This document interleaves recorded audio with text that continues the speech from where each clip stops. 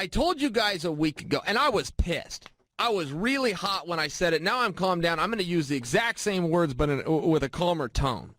The ABC got together. The Associated Boxing Commissions. They got together and they passed a whole bunch of rules. And it was a package. It was like a 6-rule set package. There might have been 7. And they had stuff in there for women's clothing. They just had ridiculous stuff. And these guys get together, and they're a solution in search of a problem, right? But they've got some form of power because they've decided they do. The federal government doesn't give it to them, and the states don't give it to them. But you get all of these boxing commissions that have formed their own agency on a taxpayer's dime, I might add. And they go around and they pass these rules. And I was really hot about one for what is a downed fighter. And the ABC and any commission operates under the guise of fighter safety. Anything they want to do to collect taxpayer dollars, to have a travel budget, to exist, they hang their hat on fighter safety. Now, that isn't their first and foremost goal. Their first goal is to make sure that they collect a check. That's their number one thing. Every Friday they want a paycheck, but they've got a market like any other business. So they do it under fighter safety. So they pass a rule of what is a downed opponent. And I told you, I was hot, how ridiculous this is. So here's the scenario. All right, a guy's got a front headlock. What that means is I am controlling my opponent by his head. So I've got him bent. He is now bent over at the waist. I'm controlling his head. A downed fighter is a fighter with any 3 points of your body down. So if you touch a knee, now all of a sudden both feet are down and a knee, 3rd point. If your feet are on the ground, you automatically have 2 points down. So you just need this 3rd point. So what fighters are doing when they're put in this bent over precarious position is they're putting a hand down. And it might even be a fingertip. They're just reaching down and touching the mat so that the opponent that has them by the head and's got them forced bent over cannot knee them in the head. So the ABC stepped in and said, well, guys are just putting their hand down or they're touching a finger to the mat so that they qualify as a ground opponent so they can't get struck in the head. We're going to do away with that. And it's like, guys, right out of the gate, you just went against your own vow of fighter safety. Because if we do things your way, now guys are getting kneed in the head. Secondly, you did it under the second caveat that guys were gaming the system by putting their hand down and then bringing their hand up and then putting their hand down and then bringing their hand up. So who cares? It's not gaming the system. It's the rule. If a guy gets put in a precarious position and he wants to drop his hand down, whether it's a fingertip or not, he qualifies by the rule and he protects himself from getting kneed in the head. That's smart. That's not something you want to take away from a guy. Because don't forget, the guy that has his head and his neck in his opponent's hands now also has to deal with a choke. So while dealing with a choke, he's got to worry about getting kneed in the head. If he wants to fight the choke off, he needs his hands. Okay, I can tell you this from a technique standpoint. If a guy has you around the neck, you've got to take your hands to the problem, which is his hands. So if you give up one of your hands to put that on the mat to qualify as a downed opponent, you now can't use that arm to defend the choke. So you're sacrificing one bad position for another, but one of them allows you to tap out and the other one allows you to have brain damage for the rest of your life. That is the reality. And that is the hard reality that they don't want to discuss. But you're talking about a blunt instrument known as the knee going into a fighter's head. Not one fighter, not one, this is a literal statement, was on board with the ABC. Not one fighter came out and said, well, you know, this is kind of a problem, and guys are gaming this, and I don't know whether I should choke or knee right here. I don't want to get fouled. Not one fighter came out and said that. So they put a solution in front of a problem, making the sport more dangerous. Not one promoter came out and said this is a problem. This is screwing up the show. This is bad for the sport. Let's take this looked at. Not one. Not one. A referee who sits on that board as an advisor thought it was making referees look bad. That referees didn't really know how to call it. Oh, boy, is his hand down or is his hand up? I can't tell. The guy's trying to game me. Well, tough titty, ref.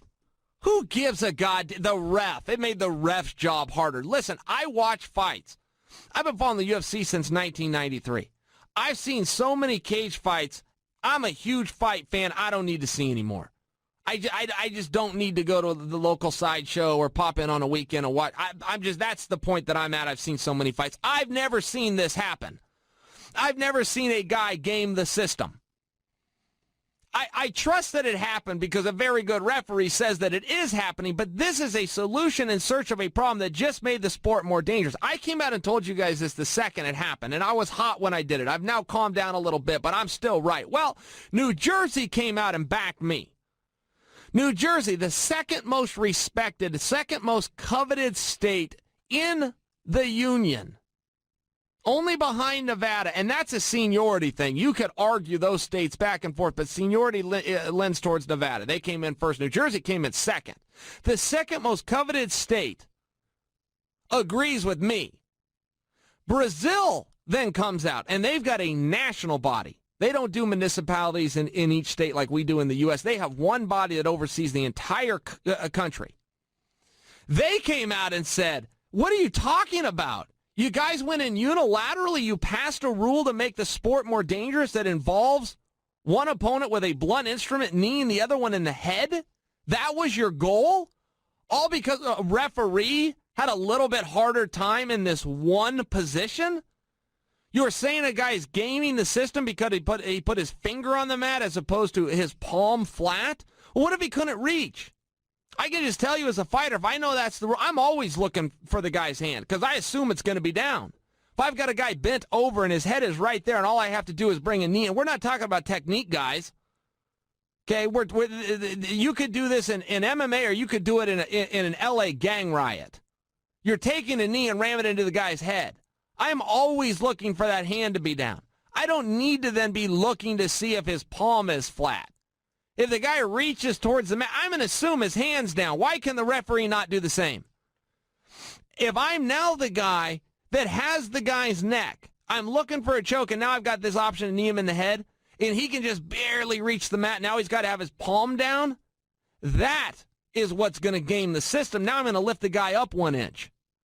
And when he tries to say his hand was down, which it was, I'm going to say, so what? The new rule says it has to be your palm, which meant I pulled my arms up a half an inch, which meant you couldn't get your palm there, which meant now I get to knee you in the head, enjoy your hospital stay. That's a bunch of crap, man.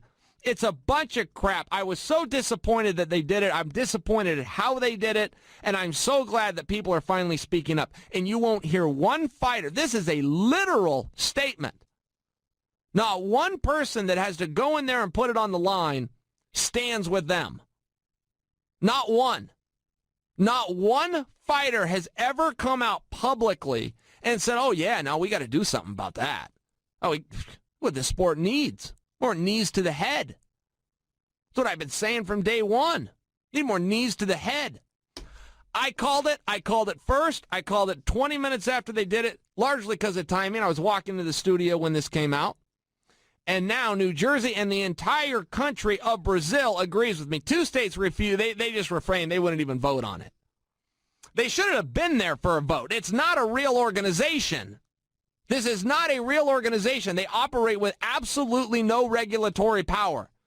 No state gives them the right, and the federal government does not give them the right. They have got together on their own. They bill you guys. The taxpayers get to pay for these trips that they go on to pass these bills, to pass this level of ridiculousness that just made the sport more dangerous. They also have kicks to the kidney that are now allowed. Again, you guys are going, wait, what's Chael talking about? Yeah, of course you don't know what I'm talking about. There's been no outcry. There was no problem.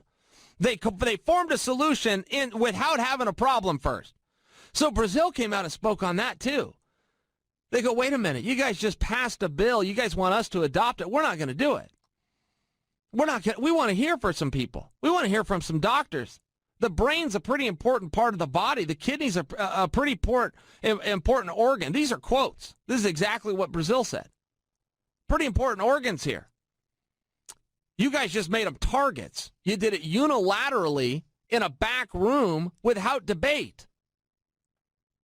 No level of government is to work that way. The one pass these guys get is they aren't government. You guys can read all the headlines you want. At the kid living in his parents' basement that cares about MMA.com. You can read all the headlines you want. The one thing that those reporters don't say because they don't understand it, because they're too goddamn dumb, is these guys operate with no authority. Zero. None. They are not recognized federally. The ABC, the Associated Boxing Commission, they formed themselves. Well, you can't do that. That's illegal. It's not illegal that it's against the law, but it's not within the law. Okay, the law is not set up that way. Or a whole bunch of commissioners operating on your dollar. Okay, these are tax-paid guys. They're operating on your dollar, can just go form a commission and have any level of authority. It doesn't work that way. No way. All 50 states were invited. Well, great. Show me the bill that was signed that says this is a federal law. It's not.